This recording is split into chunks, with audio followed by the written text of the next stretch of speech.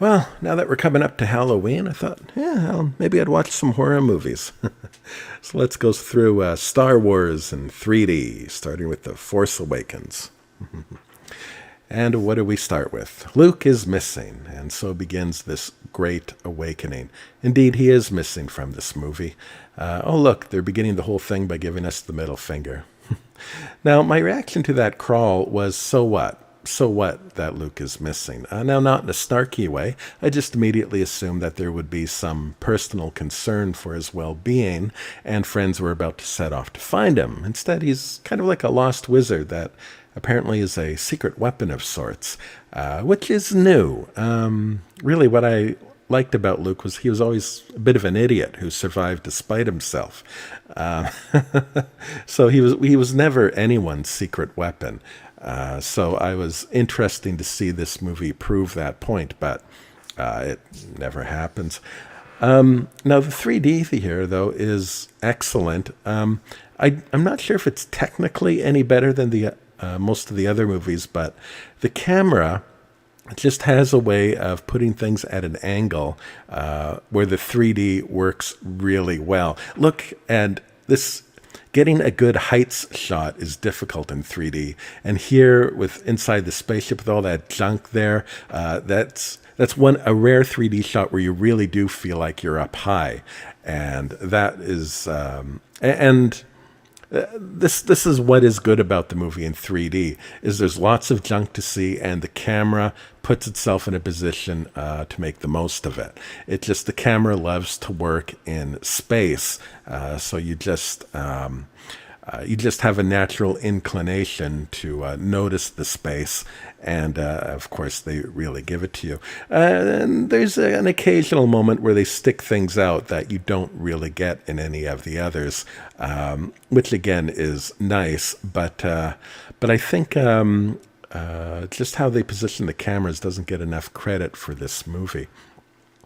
Now, this was the second time I saw this. On this second go-round, I found it was pleasant enough until about the point they end up in the cantina. Then I don't know exactly. I felt I just stopped getting it. The lightsaber was like a magic stick that gave powers.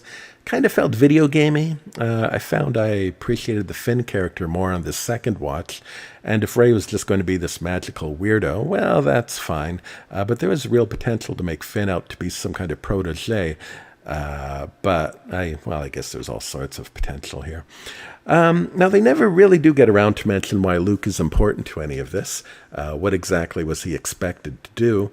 Luke was incidental to the rebellion in the originals. He shot at the right moment in the first movie, but in the second, he was the reason his friends had a bad day and they had to rescue him twice. And the third, he returned the favor with a fairly bumbling and complicated escape plan, and then led them all into a trap again, where they prevailed anyway and loved him still. Now, if that isn't a movie about family, I don't know what is. Now, what exactly was he expected to do here? They seem to abandon Luke in favor of the Death Star planet, which felt like an idea taken out of the Lego movie. Make it bigger and happier.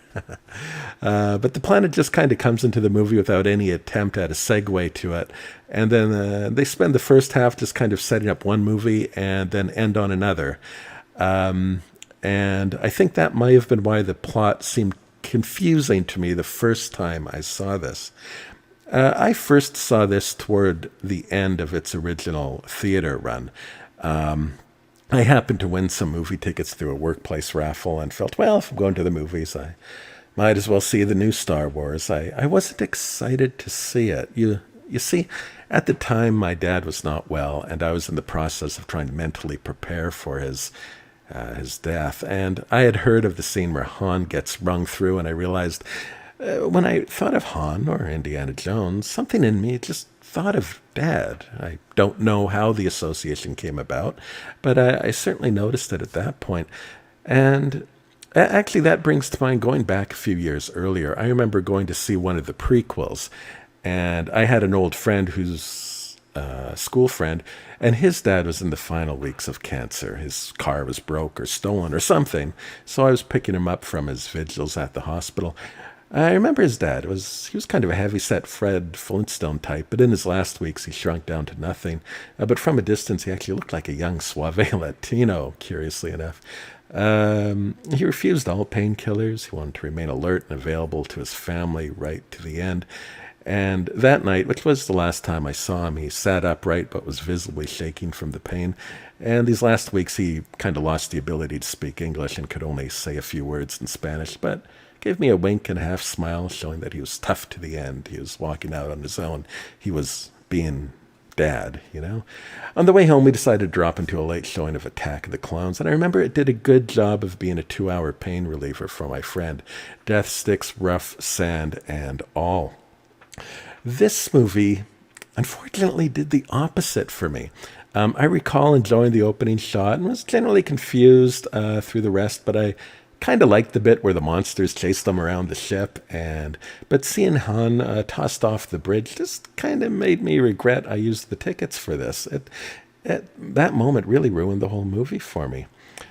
Here, Rey is made an orphan, kind of like the original, but unlike the original, there's no foster, no Uncle Owen, not even an Obi-Wan, just no one's watching over, and they gave her no friends or any type of family unit. And, you know, the idea of mom and dad is a strange thing. In subliminal experiments, they discovered phrases using those words has great power, both good and bad. You can mess a person up by using them. If you call a kid's dad an idiot, the kid will take it to mean he himself is an idiot. And we may fight it or embrace it, but we do not escape that funny effect on us. Even those who never knew a father will invent one and hold the ghost to a standard. And I wonder if that's why we're told to honor your mother and your father, because any hate we place on them, really just we end up putting on ourselves. Though, curiously, Jesus warned us to call no one on earth father. Wrap your head around that one. Well, this one, I'm getting away from it. Check out these hallway shots. Look how they lower the camera, which really gives you a sense of feeling there. And the camera never stays in the same place. I think that's why this movie is so engaging, even if you don't know what's going on. They're always putting the camera in a different part of the set, always giving you something interesting to look at. And the editing here, I think, is a masterclass in editing, especially since there's no logic to hold the whole thing together. It's very hard to describe the thinking behind what's happening, but it somehow manages to be constantly engaging throughout the whole movie. And I think a lot of people at the time just kind of gave this movie a lot of credit as being a somewhat clumsy but enjoyable first step into a brave new Star Wars world. And maybe it's best just to kind of remember it as a single movie. Though it's really too bad they tossed him off the bridge in that scene. That really ruined the whole thing for me.